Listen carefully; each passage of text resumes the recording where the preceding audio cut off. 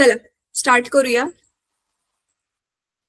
Last class मध्ये आपण कॅलॉरीमीटर मध्ये जर गरम वस्तू कुठली टाकली तर ती गरम वस्तू जी आहे ती किती उष्णता शोषून म्हणजे त्याला देते त्या कॅलॉरीमीटरला आणि पाण्याला. तर आपण ही जी उष्णतेची देवाणघेवाण होते ही किती उष्णता शोषून घेतली जाते किंवा दिली जाते त्याच्यावर आधारित गणित जी तुमच्या पुस्तकामध्ये ऑलरेडी दिलेली आहेत आपण ती बघितलेली, राईट. तर आज आपण पुढचा वाला टॉपिक बघूया की अजून ह्याच्यावरतीच आधारित आणखी कुठली कुठली गणित आहेत. तर सोडवलेल्याच गणितांपैकी मी काही गणित जी आहेत ती होमवर्क साठी दिलेली होती. एक सेकंड, मी आता बुक दाखवते. ते सूत्र आपण कसं काढलं ते पण एक्सप्लेन केलेलं होतं. ते आपलं सूत्र Q is equal to M delta T C किंवा MC डेल्टा टी वालं सूत्र, बरोबर आहे. आणि तेच सूत्र आपण कॅलरी मापीसाठी कसं अप्लाय करू शकतो, कॅलरी मापीसाठी कसं अप्लाय करू शकतो, म्हणजे कॅलरी मीटरसाठी कसं अप्लाय करू शकतो हे आपण बघितलेलं होतं. तर लास्ट क्लासमध्ये मी ही सोडवलेली जी गणित आहेत हे एक तर आपण खूप आधीच गणित हे डिस्कस केलेलं होतं. त्याच्यानंतर ना ही उदाहरण 2 उदाहरण 3 ही दोन गणित जी आहेत ती ट्राय करायला सांगितलेली होती, सोडवायला सांगितलेली होती. दिव्या, ह्याच्यामधलं कुठलं गणित आलं तुला?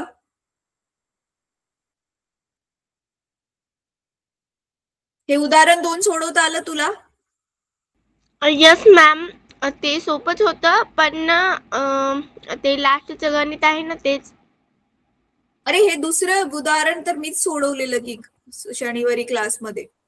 यस मॅम, आणि तुम्ही म्हणला होतात ना की आपल्या स्वाध्याय मधले सोडवायला. हा, हे उदाहरण 3 ट्राय केलं तू? मॅम केलं. उत्तर आलं याच्यामध्ये जे आलंय ते? मॅम मी ना अर्ध्यापर्यंत सोडविलं पण ना ते मला अर्ध्याच्या खाली करताच आलं नाही. बरं ठीक आहे, आज ना मग आपण गणित सोडवूया ह्याच्यावर आधारित. आणि बाकी जर वेळ मिळाला तर बाकीचे स्वाध्यायामधले प्रश्न बघू. तर हा चॅप्टर आपला ऑलमोस्ट झालाच कम्प्लीट, फक्त गणित सोडवायच्या तर राहिलेली आहेत.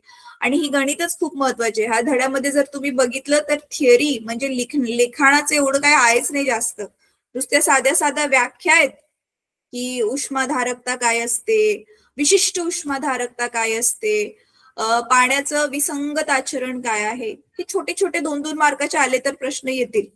पण महत्वाचे काय आहे त्याच्यामध्ये गणितच आहेत. ठीक आहे, तर आपण हे सोडवलेलंच तिसरं गणित आता बघूयात आणि मग स्वाध्यायामधली पण आपण गणित बघूयात. चला, आता पुस्तकामध्ये कसं दिलंय ते न बघता आपण डायरेक्ट गणित समजून स्वतःहून ट्राय करू सोडवायला. काय दिलेलं आहे बघा आता हे द्या.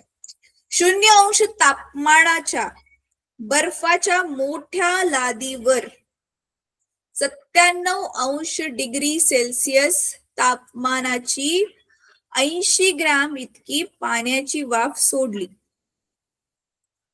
0° तापमानाचा किती बर्फ वितळेल? वाफेचे पाण्यात रूपांतर होताना किती उष्णता बर्फाला दिली जाईल म्हणजे शोषली जाईल? आणि परत आता इथे दिलेला आहे बर्फ वितळण्याचा अप्रकट उष्मा आणि बर्फ बाष्पनाचा अप्रकट उष्मा हे इथे दिलेलं. ठीक आहे,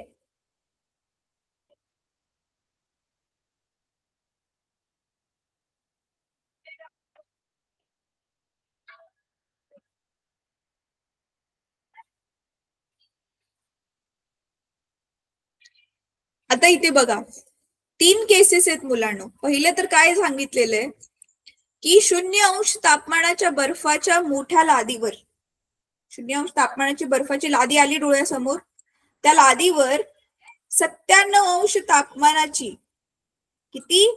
97° तापमानाची पाण्याची वाफ म्हणजे जवळजवळ उकळतं पाणीच म्हणू शकता तुम्ही.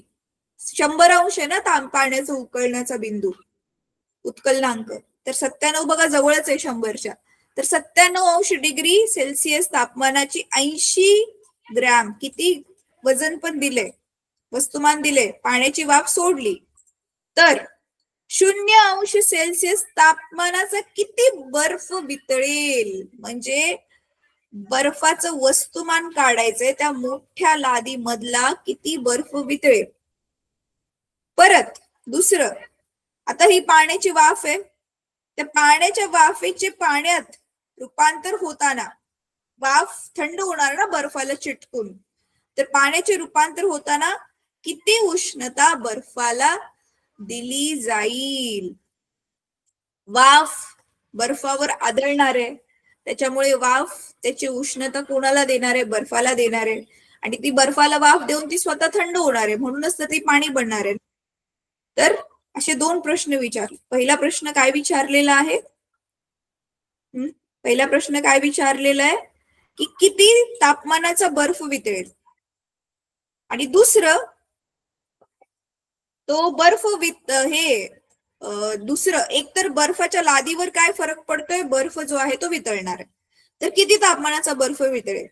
आणि दुसरीकडे काय विचारले की किती ती जी वाफ आहे ती पाण्यामध्ये रूपांतर, ती उष्णता किती जी आहे ती बर्फाला ट्रान्सफर करणार आहे, म्हणजे बर्फ किती उष्णता शोषून घेणार आहे असं आपण म्हणू शकतो. ठीक आहे. तर आता इथे बघा, बर्फ वितळण्याचा अप्रकट उष्मा म्हणजे काय, म्हणजे माहिती ना तुम्हाला मुलांनो, 0 अंश तापमान मेंटेन असताना, अच्छा हा, 0 अंश तापमान मेंटेन असताना बर्फाचं पाण्यात रूपांतर होतंय, म्हणजे बर्फ वितळतोय, त्यावेळी त्याने किती उष्णता शोषतो तो ते दिलेलं आहे. तर एल वितळ, आता एल का नाव दिलंय, कारण ना हे वितळण्याचा जो अप्रकट उष्मा आहे, अप्रकट उष्म्याला इंग्लिश मध्ये म्हणतात latent heat, LATENT, latent heat. मग त्या लेटेंट हीटच सिंबल एल वापरलेला आहे इथे. तर बर्फ वितळण्याचा अप्रकट उष्मा म्हणजे बर्फामधून पाण्यामध्ये वितळत असताना तो किती उष्णता खातो, किती शोषून घेतो, तापमान सेमच राहतं 0, तर तो किती उष्णता शोषून घेतोय, किती खातोय, तर ती किती आहे उष्णता त्याची, 80 कॅलरी पर ग्रॅम, म्हणजे 80 कॅलरी त्याला आपल्याला उष्णता द्यावी लागते 1 ग्रॅम साठी. 1 ग्रॅम बर्फ 80 कॅलरी खाणार आहे. याचा अर्थ समजा 10 ग्रॅम असेल तर 800 कॅलरी तो बर्फ खाईल. कळतंय तुम्हाला उष्णता. मग आता बाष्पनाचा अप्रकट उष्मा. बाष्पन म्हणजे काय, बाष्पन काय होतंय, पाण्याचं वाफेमध्ये रूपांतर होतंय किंवा वाफेचं पाण्यामध्ये रूपांतर होतं ना, उलट दोन्ही पण चालेल. जे कॉन्स्टंट एक तापमान राहते त्यावेळी उष्णता किती शोषली जाते किंवा सोडली जाते. आता जसं की समजा पाण्यापासून वाफ बनते, त्यावेळी उष्णता शोषली जाणार, म्हणून तर ती वाफेमध्ये कन्वर्ट होते ना. मग ती उष्णता किती आहे, ती उष्णता आहे 540 कॅलरी प्रति ग्राम. बरोबर आहे. आता बघा काय काय दिले ते आपण लिहूया. ते बघा, वाफेचं 97 अंश तापमानाची 80 ग्राम इतकी पाण्याची वाफ. तर वाफेचं तापमान दिलंय, वाफेचं वस्तुमान पण दिलेलं आहे 80 ग्राम, आणि बर्फाचं तापमान इथे ऑलरेडी दिलंय 0 अंश तापमानाच्या बर्फाच्या मोठ्या लादीवर, म्हणजे बर्फाचं पण तापमान दिलेलं आहे. बरोबर आहे. आता नीट इथे स्टेप बाय स्टेप बघा.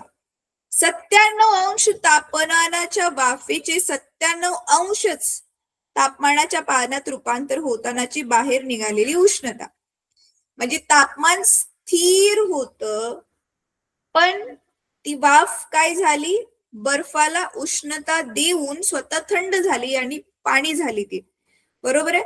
मग त्यावेळी किती उष्णता बाहेर पडली असेल त्याचं हे सूत्र लक्षात ठेवा. ते सूत्र आहे एम, म्हणजे त्या तापेचं स्वतःचं वस्तुमान गुणिले बाष्पणाची जी अप्रकट उष्मा आहे, हे त्याचं सूत्र आहे. तर मग त्याची किंमत ठेवली आपल्याला, हे ऑलरेडी दिलेलं आहे. बाष्पणाचा जो आहे अप्रकट उष्मा 540 आहे, आणि वाफेचं वस्तुमान हे ऑलरेडी आपण लिहिले ते 80 ग्राम आहे. तर हे झालं.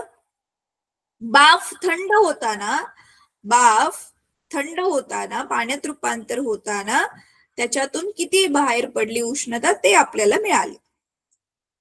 तर दुसरं काय काढायचंय? दुसरं काय काढायचं? आता एकाने वाफेने उष्णता दिली, तर दुसरं कोणी उष्णता घेतली असेल मुलांनो? बर्फाच्या लादीने उष्णता घेतली ना? हो मॅम.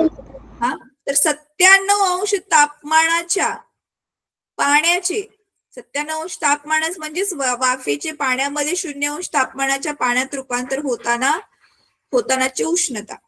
तर आपण इथे काय बनणार?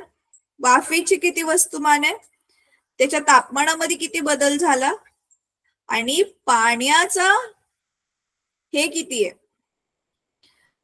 विशिष्ट उष्मा. पाण्याचा विशिष्ट उष्मा एक आहे. हे कालचं त्या दिवशीच वाला आपलं सूत्र आहे की किती पाण्याने, म्हणजे करतोय मुलांनो, एकच गोष्ट दोन वेगवेगळी सूत्र आहेत म्हणून दोन रूपामध्ये लिहून घेतोय. आधी पण काय केलंय, आधी पण तर हेच काढलंय ना. बघा, आधी पण आपण काय काढलेलं आहे की पाण्यात रूपांतर होताना त्याची किती उष्णता बाहेर पडली, वाफेमधून पाण्यात रूपांतर होताना किती उष्णता बाहेर पडली, ते ह्या सूत्राने काढलं, एम गुणुले एन वाल्या सूत्राने काढलं. सेम वे 97 वरून पाण्याची वाफ 0 बनते, 0 पर्यंत येते ना, ती बर्फामध्ये बनायला ट्राय करते, तर पाण्याची वाफ थंड होते. तर त्यावेळी पण पाण्याच्या वाफेतून किती उष्णता बाहेर पडेल. म्हणजे सेमच गोष्ट आपण दोन वेगवेगळ्या पद्धतीने लिहितोय, कारण आपल्याकडे दोन वेगवेगळे सूत्र आहेत. तर हे एम डेल्टा टी सी हे काल त्या दिवशीचं सूत्र. मग परत आता ह्याच्यात आपण किमती ठेवल्या. पाण्याची वाफेचं जे वस्तुमान आहे ते 80 आहे, आणि तापमानाचा बदल कुठून ते कुठपर्यंत होतोय, 97 ते 0, आणि इथे विशिष्ट उष्मा काय आहे, 1. ठीक आहे. आता बर्फाला मिळालेली टोटल उष्णता. आता हे फक्त आपण हे सुरुवातीच्या ह्या दोन्ही गोष्टी ज्या लिहिल्या त्या फक्त कोणासाठी लिहिल्या, पाण्याच्या वाफेसाठी. आता आपण बर्फाबद्दल बोलतोय.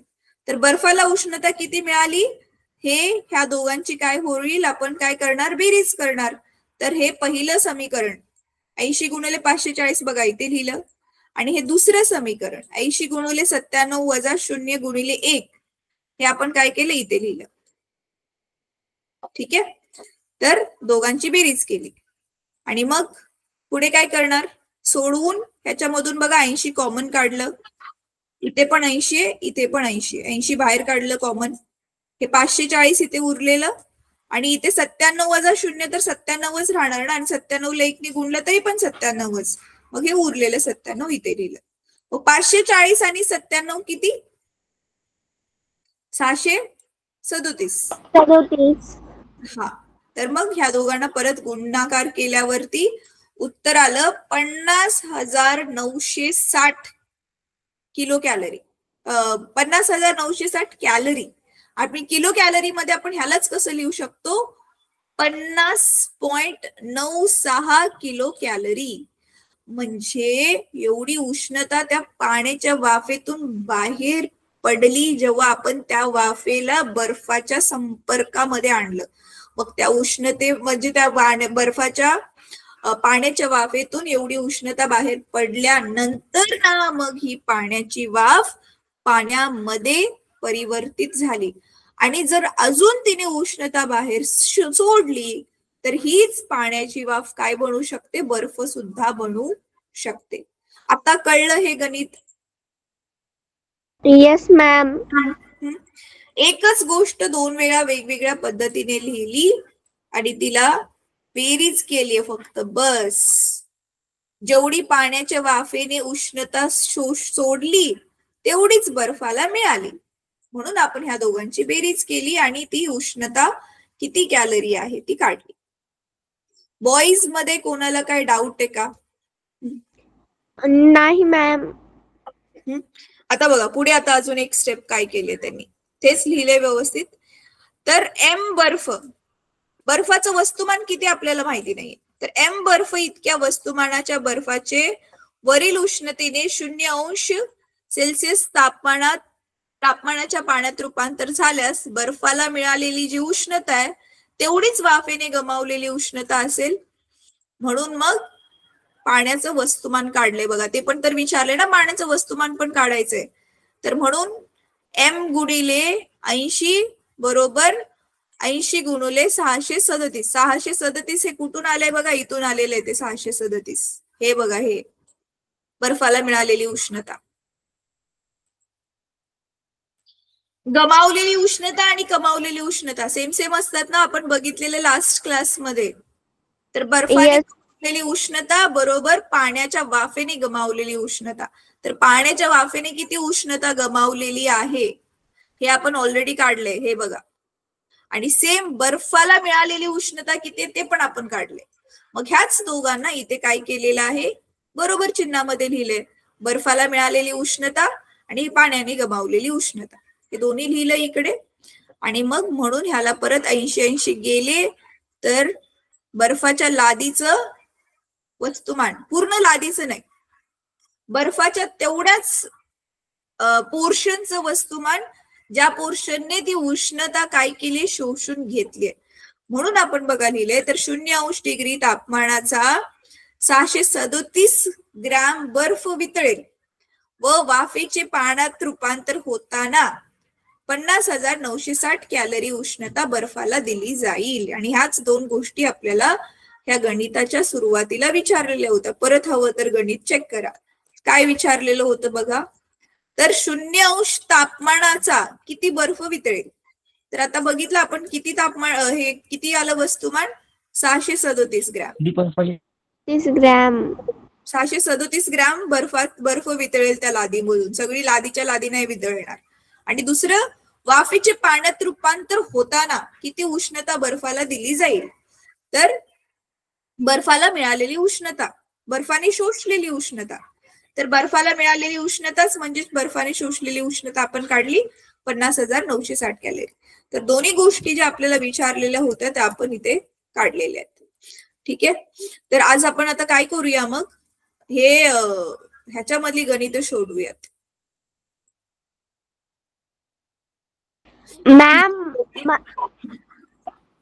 मॅम मला सांगा ना, लसावी कसं काढायचं. लसावी कसा काढायचा ते 1/u is equal to 1/f वाला फॉर्म्युला म्हणतेस का भिंगांचा, त्याच्यामध्ये लसावी कसा काढायचा ते समजत नाहीये तुला. येस मॅम, तेच. बरं ठीक आहे बेटा, आधी आपण हे गणित सोडवूया मग सांगू. हो मॅम. ठीक आहे. आता चला मुलांनो, अजय,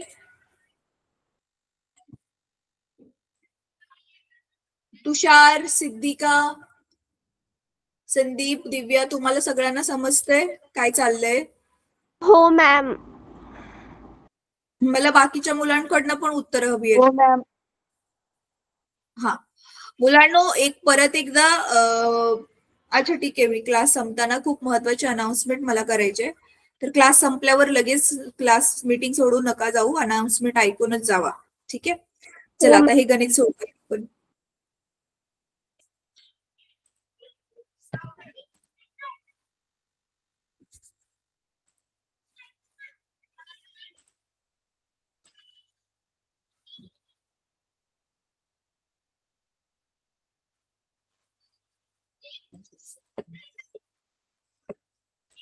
तर मग मी दुसरी स्क्रीन शेअर करते जिथे मला गणित सोडवायचंय.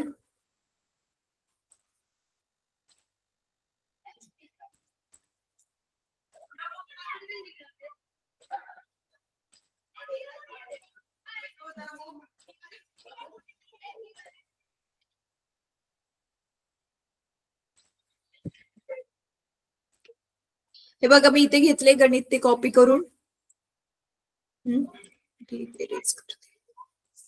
काय सांगितले बघा, जसं आता तुम्हाला शिकवले मुलांना, गणित वाचत वाचत जे जे दिलेलं आहे आपल्याला समजते की अरे अच्छा ही माहिती दिलेली आहे ती लिहत जायची. ठीक आहे. आता बघा मी काय करते.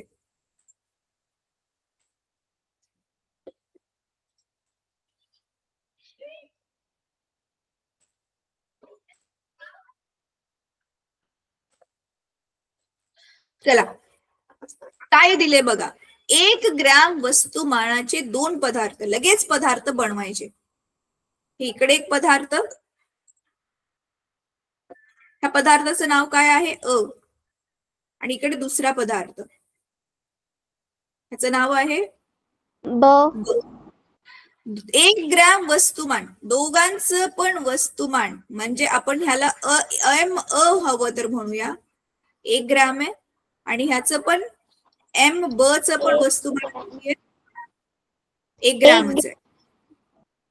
ठीक आहे, तर 1 ग्रॅम वस्तुमानाचे 2 पदार्थ एम अ आणि ब यांना एकसारखी उष्णता दिल्यावर, दोघांना पण काय केले आता आपण, एकसारखी उष्णता दिली, ह्याला पण उष्णता दिली, ह्याला पण उष्णता दिली, एकसारखीच सेम टायमिंग साठी दिली असेल, सेम गॅस बर्नरवर ठेवून दिली असेल, छोटा मोठा बर्नर नाहीये दोघांचा, सेमच आहे. एकसारखी उष्णता दिल्यावर अ चे तापमान 3 अंशने तर ब चे तापमान 5 अंशने वाढवले. अ चे तापमान कितीने वाढवले मुलांनो? 3 अंश. मग तापमानामधली वाढ आपण डेल्टा टी ने दाखवतो ना, मग डेल्टा टी अ किती आहे? 3 अंश. आणि ब किती आहे? डेल्टा टी ब 5 अंश. 5 अंश डिग्री सेल्सिअस. मग आपल्याला मास माहितीये, परत विशिष्ट उष्माधारकता तापमानामध्ये किती बदल झालेला आहे ते माहितीये. हा, आता ह्याच्यावरून विचारले अ व ब ह्यांपैकी कोणाची विशिष्ट उष्माधारकता जास्त आहे, म्हणजे कोणी किती जास्त आणि किती पटीने पण विचारले. आता कोणी किती जास्त, ह्या एम अ ने उष्णता जास्त शोषली की ब ने शोषली, त्याच्यावरून कळेल ना आपल्याला की कोणाची उष्माधारकता जी आहे ती जास्त आहे. आता बघा,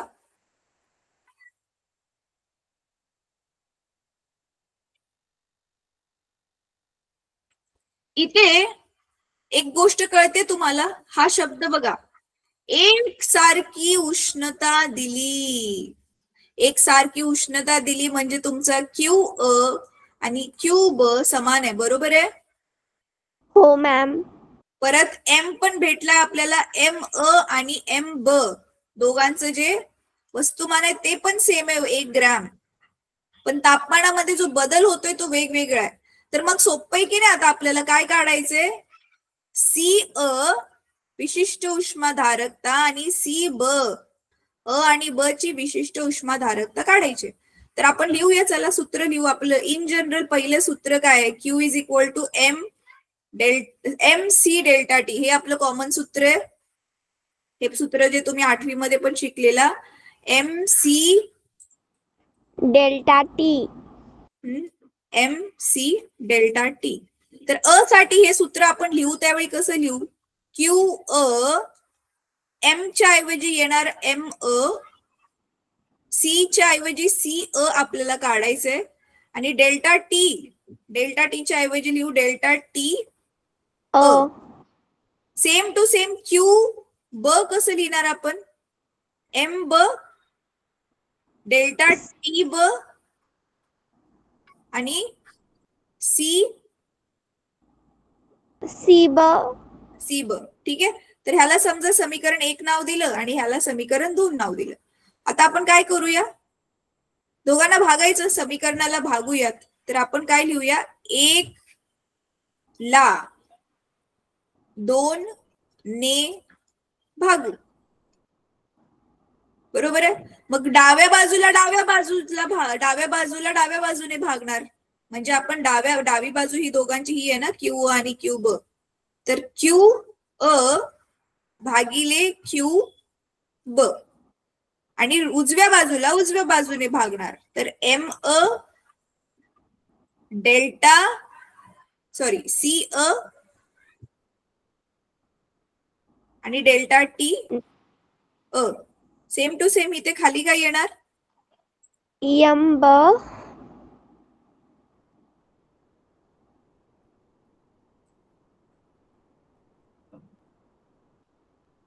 एम ब सी ब डेल्टा टी ब आणि डेल्टा टी ब, बरोबर. ठीक आहे, आता बघा ते काय करणार आपण? किमती ठेवा. हे बघा, ऑलरेडी आपल्याला माहितीये क्यू आणि क्यू ब दोघं सेम आहे, समान उष्णता दिली तर क्यू आणि क्यू ब कॅन्सल होणार एकमेकांना. परत एम अ आणि एम ब पण सेम आहे, दोघांचं पण एकच ग्राम आहे. तर एम अ आणि एम ब पण मायनस म्हणजे कॅन्सल होणार, बरोबर आहे. मग तुम्हाला माहितीये ना हे क्यू अ एके क्यू अ आणि क्यू बी एके क्यू अ, म्हणजे भागल्यावर शून्य नका लिहू हा चुकून. समान वस्तूंना भागल्यावरती उत्तर एक येतं, शून्य नाही येत.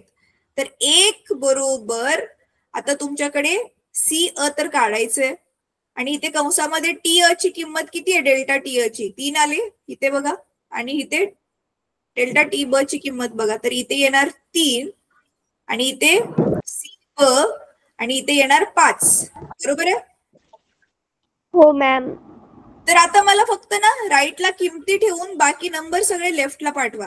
तर बघा 5 छेदस्थानी आहे, तर डाव्या बाजूला आल्यावर काय होईल, ते अंशस्थानी होईल. आणि 3 अंशामध्ये तर ते डाव्या बाजूला आल्यावरती काय होईल, ते छेदामध्ये जाईल. हा, तर मग सी अ आणि सी ब च मला काय मिळालं, गुणोत्तर. तर मग मी आता ह्याला कसं लिहू शकते, तर ह्याच्या आधी साईड मी चेंज करते, ह्याच्या साईड मी चेंज करते. तर मी काय लिहू शकते, सी अ भागिले सी ब बरोबर 5/3. म्हणजेच मी असं लिहू शकते की सी अ हे 3/5 पट आहे सी ब च्या. कुठलं जास्त आहे मग मुलांनो, सी अ जास्त आहे की सी ब जास्त आहे, कोणी जास्त सी. हा बघा ना, अरे खूप तेवढीच उष्णता दिल्यावर अ च नुसतं 3 ने तापमान वाढलं आणि ब च 5 ने वाढलं, याचा अर्थ जास्त उष्णता कोणी खाल्ली आणि तापमान पण कमी वाढवलं, अच ने ना. तर म्हणून मग इथे येणार की सी अ ने उष्णता जास्त खाल्ली. ठीक आहे, तर चला आता ह्याचा ना स्क्रीनशॉट घ्या, हा स्क्रीनशॉट घ्या, मग खाली स्क्रोल करते मी, म्हणजे दुसरा अर्ध जे दिसत नाहीये ते पण दुसऱ्या स्क्रीनशॉट मध्ये दिसेल. घेतला? हो मॅम. खालचा पण घ्या, आता खाली स्क्रोल केले मी, हे ब आहे बर का, हे इथे ब आहे, दिसत नाहीये नीट.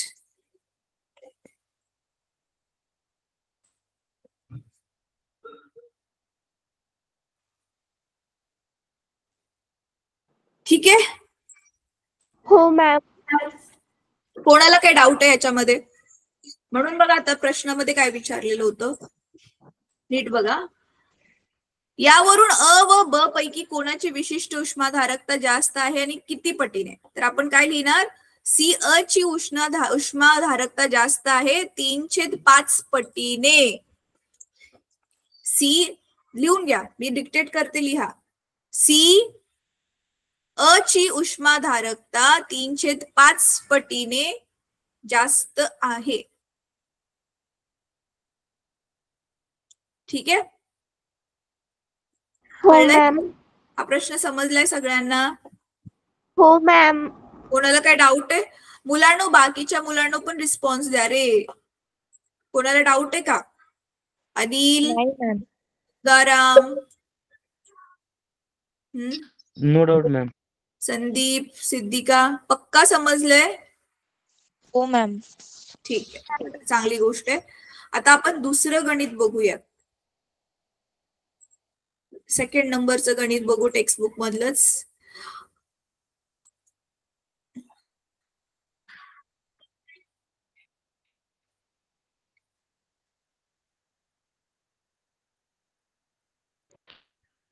बर मुलांनो, आता ही जी गणित आहेत ना, ह्याच्यामधलं जर मला वाटलं ना की अरे हे तर खूप सोपं गणित आहे, मी ते एक्सप्लेन करते तुम्हाला. आज झोपायच्या आधी ना प्लीज थोडस 10-15 मिनिटं जरा जागून ना ते गणित मला मग आजच्या आजच पाठव, म्हणजे तुमच्या लक्षात राहील फ्रेश फ्रेश आणि सोडवता पण येईल. तर थांबा, मी आता ते गणित घेते.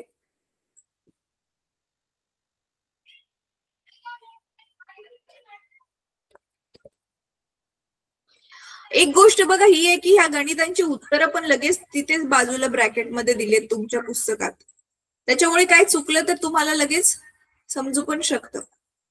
तर चला आता आपण ना ट्राय करूया हे गणित. चुकीची स्क्रीन शेअर केली, 1 मिनिट.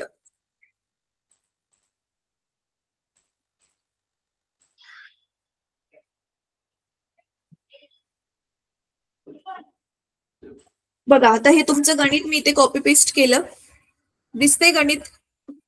दिसते मॅम. उत्तर पण दिलेलं आहे, आपण चेक करू की आपल्याला हे उत्तर मिळतंय की नाही. तर चला गणित वाचत वाचत जसं आपलं ठरलंय जे जे दिलंय तेवढं तेवढं लिहित जायचं. बर्फ बनवण्याच्या कारखान्यात पाण्याचे तापमान कमी करून बर्फ बनवण्यासाठी द्रवरूप अमोनियाचा वापर करतात.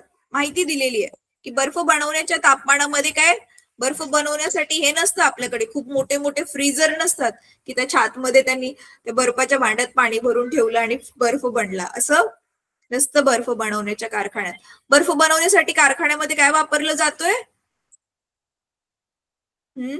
काय दिलेली आहे माहिती?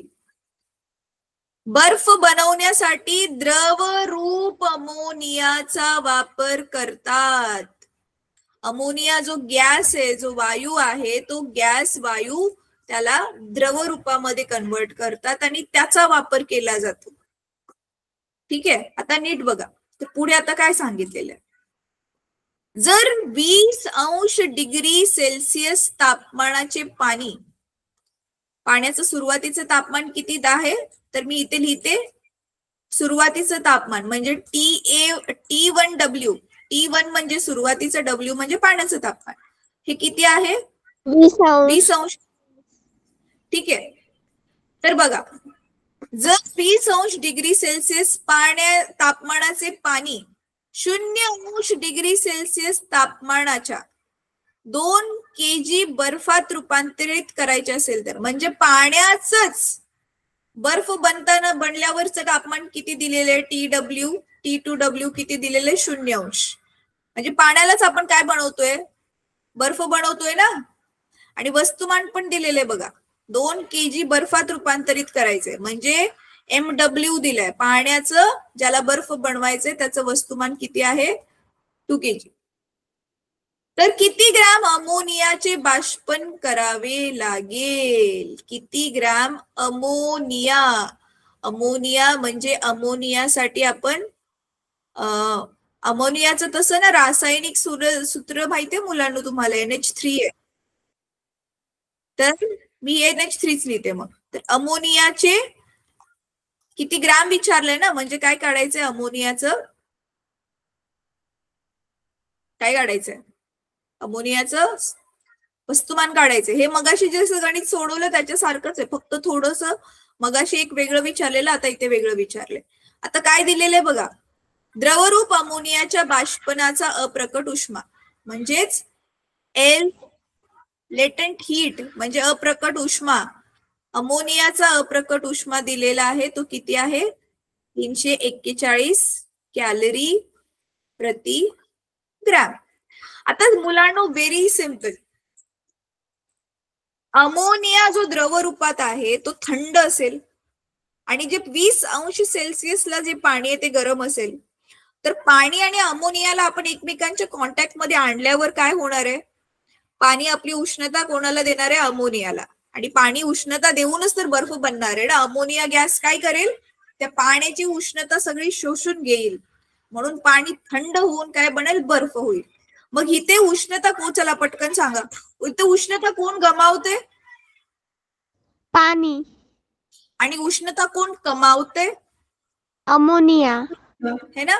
तर मग आधी आपण पाण्याने गमावलेली उष्णता आणि अमोनियाने कमावलेली उष्णता हे वेगवेगळे काढू, जसं हे मगाच्या गणितामध्ये आपण केलेलं तसंच.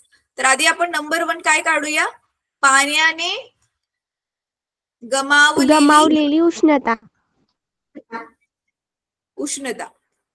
राईट. तर आपण ती कसं लिहू शकतो, आपलं नॉर्मल सूत्र QW, आपलं काय सूत्र आहे, M∆Tc. तर MW म्हणजे पाण्याचं वस्तुमान, CW म्हणजे पाण्याचा विशिष्ट उष्माधारकता, आणि ∆TW पाण्याच्या तापमानात किती फरक झालाय. तर आता MW आपल्याला ऑलरेडी माहितीये 2 किलो आहे, बरोबर आहे. CW पाण्याचं CW 1 आहे, माहितीये ना मुलांना, पाण्याचा विशिष्ट उष्माधारकता 1 आहे त्या तक्त्यामध्ये बघा. आणि TW पाण्याचं तापमान, TW ∆TW म्हणजे आपण काय करतोय, दोन्ही तापमानांना T2W वजा T1W दोन्ही तापमानांची काय करतोय, वजाबाकी करतोय ना. हो मॅम. तर कंसात 1 20 वजा 0, तर म्हणजे उत्तर किती आलं 40. 40 आता इथे केजी होतं ना मुलांनो, तर इथे मग येणार किलो कॅलरी, नुसतं कॅलरी नाही येणार, किलो कॅलरी. आता सूत्र हे एकक काय आहे उष्णतेचं, उष्णता किती शोषून घेतली किंवा गमावली ह्याचं कॅलरी मध्ये सूत्र काय आहे, एकक काय आहे.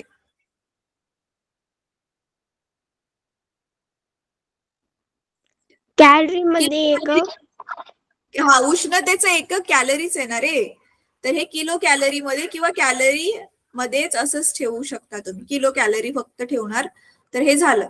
तर आता पाण्याने गमावलेली उष्णता भेटली आपल्याला.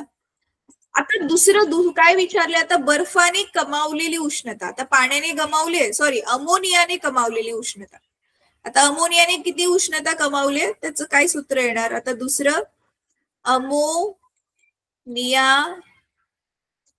ने कमावलेली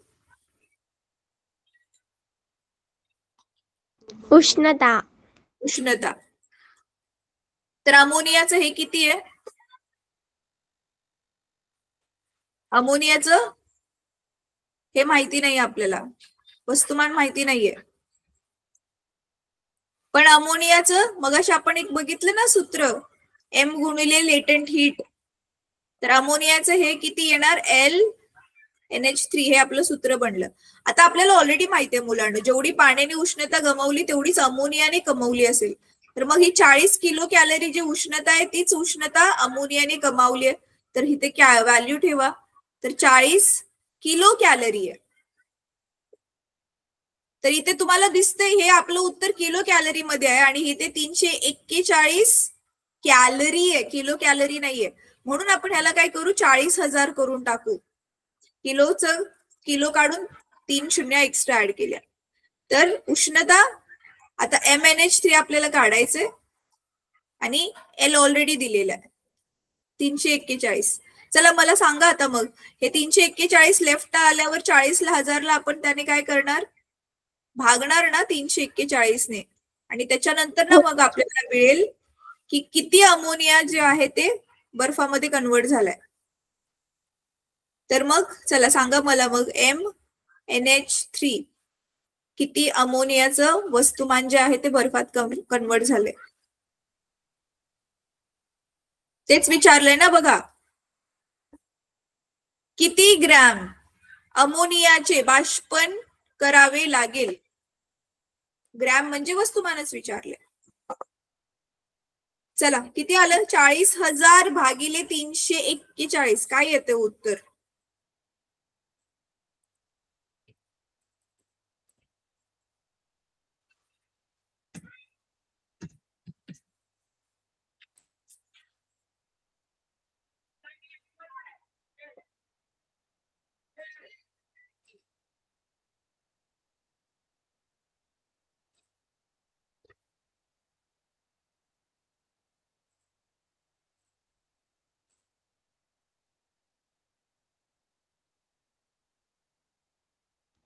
मॅम 40,000 भागिले 341 ना. हा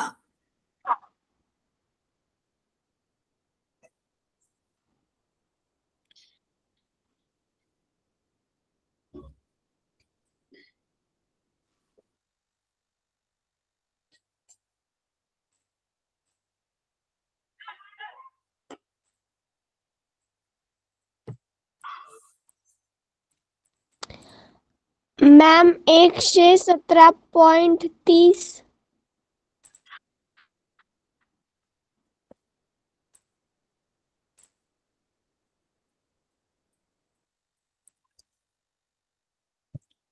अच्छा, बाकी मुलांनी पण ट्राय करा.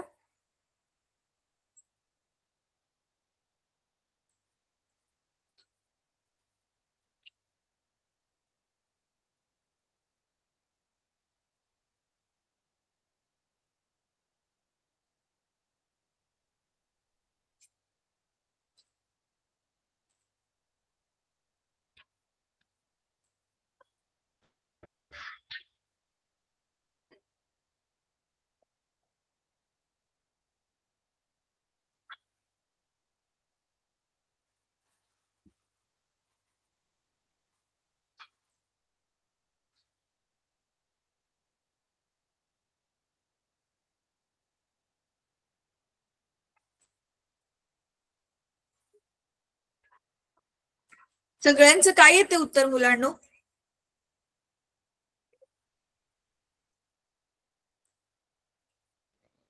मॅम माझं 117.30 आलंय. अच्छा, बर ठीक आहे. हे पण आपलं उत्तर जे आहे ते उत्तरामध्ये दिले त्याच्यापेक्षा वेगळं कसं आलं? थांबा आपण चेक करूयात. ऐसा कैसा हो गया. आपण अच्छा दोघांना हे ऍड नाही केलं. मगाशी जसं ऍड केलेलं तसं आपण ऍड नाही केलं ह्याला. एक पहिलं तर आपलं बरोबर आलं. पाण्याच्या वाफेने किती उष्णता गमावली ते आपलं बरोबर आलेलं आहे.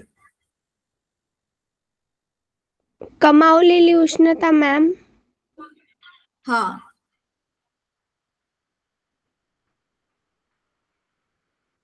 80 किलो कॅलरी.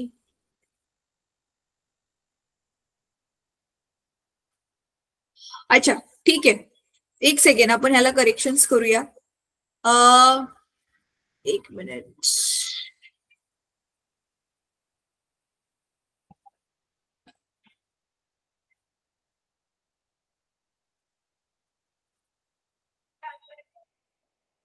ह्याच्यामध्ये करेक्शन्स कुठे येणार माहितीये का मुलांना? एक मिनिट.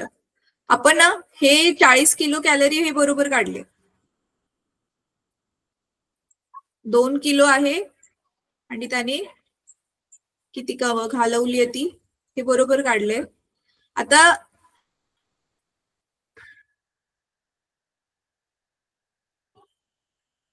एक सेकंड हे करून दाखवते परत एकदा.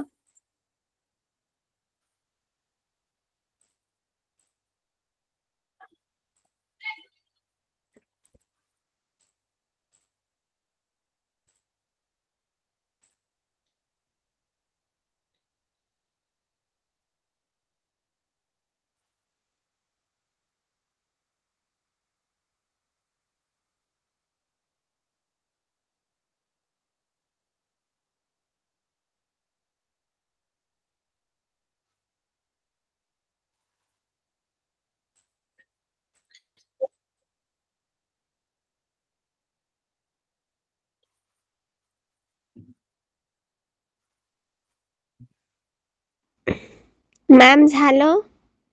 एक सेकंड बेटा. चला आता ना पाण्याने गमावलेली जी आपण लिहिलेलं ना मी ते पाण्याने गमावलेली उष्णतेमध्ये पण आपल्याला ते ही पण ऍड करावं लागेल. एक सेकंड. ते आपलं राहिलं. जसं मगाशीचे गणित आपण जे सोडवलेलं गणित बघितलेलं त्याच्यात बघा 2 गोष्टींना ऍड केलेलं त्यांनी, अधिक केलेलं. ठीक आहे, परत एकदा करूया. चला पटपट आता लिहूया. पाण्याने गमावलेली उष्णता किती होती इथे? थांबा. आधी पाण्याचं आपल्याला हे किती दिलेलं आहे वस्तुमान? पाण्याचं वस्तुमान किती दिले आपल्याला? MW 2 kilo. बरोबर आहे. आणि पाण्याची उष्णतेमध्ये किती बदल होतोय बघा, 0 पासून 20 ना, 0 अंश आणि 20 अंश. तर TW किती होतोय आपला? आणि पाण्याचा विशिष्ट उष्माधारकता आपला 1 आहे हे आपल्याला माहिती आहे. बरोबर आहे. आता इथे काय दिले? द्रवरूप अमोनियाच्या बाष्पणाचा अप्रकट उष्मा. तर अमोनियाचा अप्रकट उष्मा म्हणजे LNH3 अमोनियाची लेटेंट हीट अप्रकट उष्मा दिलेला आहे 341 कॅलरी प्रति ग्रॅम. आणि आपल्याला काय काढायचंय आता? MnH3 किती विचारलं ना बघा, किती ग्रॅम अमोनियाचे बाष्पन करायचे लागेल. तर 2च गोष्टी आहेत. पाण्याने गमावलेला आता काढूयात. पाण्याने गमावलेला उष्मा. आता पाण्याने गमावलेला उष्मा हा 2 प्रकारचा आहे. तर हे नीट बघा, ह्याच्यामध्येच आपली एक मिस्टेक झाली. त्याच्यामध्ये आपण काय करणार आहोत? पाण्याने गमावलेला उष्मा काय करणार आहोत आपण? एक तर दोन प्रकारचा उष्मा गमावलेला आहे त्याने. एकतर आपण जेवढा त्याला उष्मा दिलेला आहे QW, जे आपलं ते सूत्र आहे ना MC डेल्टा W ते वालं, आणि दुसरा अप्रकट उष्मा पण तर येणार ना, जो आपलं सूत्र आहे LW आणि MW. पाण्याचं जे आहे ते अप्रकट उष्मा किती शोषून घेतला अवस्थांतर करण्यासाठी, द्रवापासून स्थायू बनण्यासाठी त्याने किती उष्णता खाल्ली, ती पण तर ऍड करावी लागेल ना, हीच नाही आपण ऍड केली. बरोबर आहे? ठीक आहे. आता ती सेमच असेल. हा, ती सेमच असेल जेवढी, कारण तेवढीच उष्णता दोघे पण खाणार आहेत ना. आता इथे दिले असेल बघा आपल्या त्या तक्त्यामध्ये, बघ बेटा, पाण्याची ना अप्रकट उष्णता त्या तक्त्यामध्ये दिली आहे पुस्तकामधल्या. हे जे LW आहे ना, हे जरी दिलं नसलं तरी आपल्याला टेबल बघून कळेल, ते आहे 80. बघ एकदा टेबल मुलांनो, तक्ता उघडून बघा पुस्तकामधला. थांबा मीच दाखवते. अप्रकट उष्माचा एक तक्ता दिलेला आहे बघा पुस्तकामध्ये.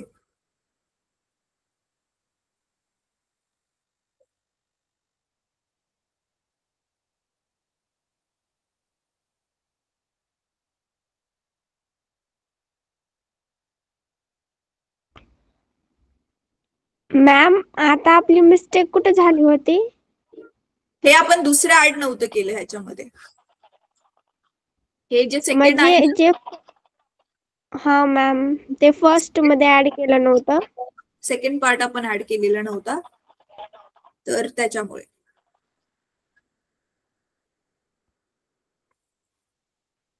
बघा, पाण्याचा जो आहे तो अप्रकट उष्मा जो आहे, पाणी जे आहे ते बर्फाचं, म्हणजे पाण्यापासून बर्फ बनतानाचा जो त्याचा अप्रकट उष्मा आहे तो तुमच्या पुस्तकामध्ये दिलेला आहे ऑलरेडी. तर तो आता मी इथे लिहिते. तो आहे 80 किलो कॅलरी प्रति केजी. 80 किलो कॅलरी प्रति केजी आहे, एवढा आहे. ठीक आहे. तर आता मग आपण लिहूया. आता हे आपलं नॉर्मल वालं सूत्र आहे, MW CW आणि डेल्टा TW. बरोबर आहे. आणि हे जसंच्या तसं सध्या ठेवूया, MW आणि MW. म्हणजे अप्रकट उष्मा पण आपण ऍड केला आणि आपण जेवढा दिलाय तो पण आपण ऍड केला. हा दिलेला उष्मा कशासाठी वापरला गेलाय? तापमान बदलायला. पण हा दिलेला उष्मामुळे तापमान बदललेलं नाहीये ना, अप्रकट आहे, म्हणून हे दुसरं पण ऍड करावं लागेल. म्हणजे दोन्ही प्रकारचे उष्मे आपल्याला ऍड करावे लागतील. बरोबर आहे. म्हणून ते आपलं रॉंग झालेलं. बरं ठीक आहे, काय हरकत नाही. आता MW किती आहे? 2. CW किती आहे? 1. पाण्याचा हा उष्माधारकता आणि तापमानामध्ये किती बदल झालेला आहे बघा, 20. हे ठेवलं मी. आता दुसरं इथे, आता पाण्याचा जो आहे तो किती आहे? वस्तुमान किती आहे पाण्याचं? ऑलरेडी वस्तुमान तर सेमच आहे ना, 2 kg. हा, 2 kgच आहे. तर 2 kg आणि उष्माधारकता किती आहे? सॉरी, अप्रकट उष्मा किती? 80. तर मग इथे 2 गुणिले 80. तर आता ह्याला सोडूया. मग हे 40, 2 आणि 20, 40 झालं. आणि हे 8 दुनी 16, हे 160. म्हणजे उत्तर किती आलं इथे? 200 उष्मा. 200 किती आला? हा किलो कॅलरी येईल. बरोबर आहे, कारण वस्तुमान किलो मध्ये होतं, केजी मध्ये होतं. सेम आता मग पाण्याने गमावलेला उष्मा मिळाला, तर आता काय येईल? अमोनियाने गमावलेला उष्णता, उष्मा, गमावलेला उष्मा. मग ह्याचं सूत्र काय येणार आपलं? MnH3 आणि LnH3. तर आता हे किती आहे? ऑलरेडी आपल्याला मिळालेले 200. तर आता आपण काय करायचं? मग ह्याची किंमत ठेवायची. एका बाजूला 200 ठेवायचं आणि दुसऱ्या बाजूला आता ह्याचं हे काढूया, सूत्र काढूया. मग आता हा, मग इथे हे 200 ऑलरेडी आले, आपल्याला माहिती आहे. जेवढा अमोनियाने गमावलंय तेवढाच कमावलंय, तेवढाच पाण्याने गमावलंय. तर 200 ठेवलं. आणि इथे MnH3 तर मला काढायचं आहे. आणि LnH3 किती दिलेलं आहे ऑलरेडी बघा इथे? 341 दिलेलं आहे. ठीक आहे. आता इथे एक गोष्ट लक्षात ही घ्यायची, इथे हे कॅलरी प्रति ग्रॅम आहे आणि हे आपलं 200 जे आलेलं हे किलो कॅलरी आलेलं. याचा अर्थ आपल्याला इथे काय करावं लागेल, 200ला कशाने गुणावं लागेल, 1000ने गुणावं लागेल ना किलो कॅलरीला कॅलरी करण्यासाठी. बरोबर आहे. तर 200 गुणिले इथे 1000 येणार, म्हणजे मग MnH3 कसा येणार आपला, हे 200 गुणिले 1000 भागिले 341. बरोबर आहे. हा इकडे गुणाकार आहे, तो तिकडे गेल्यावर भागाकार होईल आणि मग आत्ता चेक करा किती येते उत्तर. Yes ma'am. चला चेक करा. दिव्या तुला मी 2 मिनिटात ते लसावीचं पण सांगते हा, डोंट वरी. हो मॅम.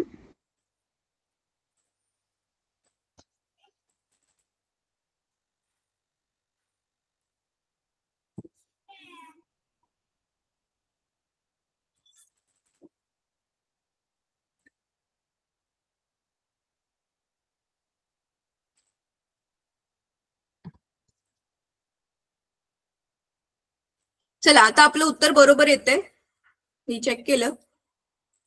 हो मॅम, मी पण चेक केलं. तर 586.5 उत्तर बरोबर येतंय. बघितलं, आपली अशी थोडीशी जरी मिस्टेक झाली ती पूर्ण गणित चुकतं. 586.4 ग्रॅम. ठीक आहे. चला आता ह्याचा स्क्रीनशॉट घ्या आणि आता मी रेकॉर्डिंग आधी स्टॉप करते आणि मग तुला ते लसावीचं पण सांगते. अच्छा मुलांनो, जसं मी सांगितलेलं एक अनाउन्समेंट करते, थांबा.